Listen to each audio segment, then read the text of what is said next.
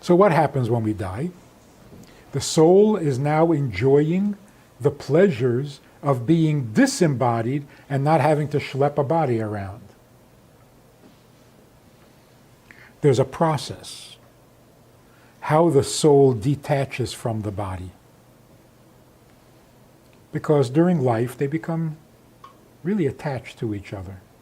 And to some degree, the soul never completely gives up on its body. Never. Even after the body has decomposed. And that's why going to the grave site, where the body is buried, enables you to communicate with the soul better than anywhere else. Because to some degree, the soul is still hung up on its body. There's also the concept of resurrection. Someday, that body will be resurrected and the soul will come back to its body because it never gave up on it. The body that helps you serve God has acquired some holiness that will never be lost. And the body deserves a reward just as much as the soul. Because without a body, you can't do mitzvahs. A soul cannot put on tefillin. Doesn't have a left arm. A soul cannot eat matzah. A soul cannot light a Shabbos candle. A soul cannot go to the mikveh. So without the body, the soul can't do any of the mitzvahs. So why should only the soul be rewarded in heaven without the body, when the body is more than 60% of the mitzvah? And that's why we believe that there will come a time when the body will get its reward by being resurrected, reunited with its soul, and live forever.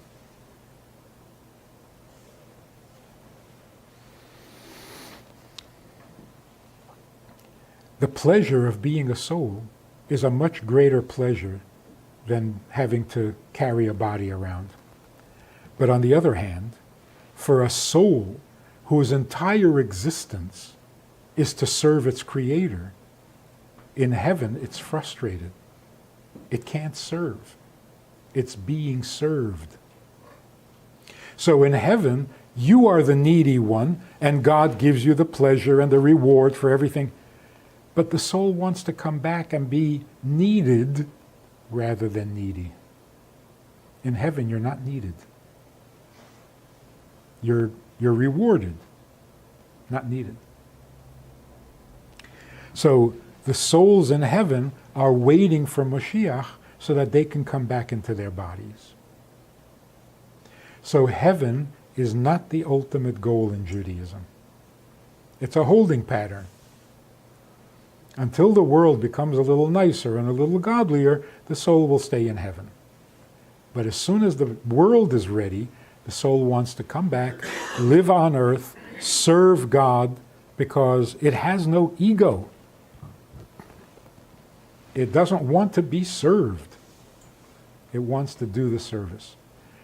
And that explains a lot of things about Jews and our psyche. We want to serve, we don't want to be served. So why is it people daven 3 times a day and ask God, give me this, give me that? 3 times a day, every day? Hardly ever happens. We don't care.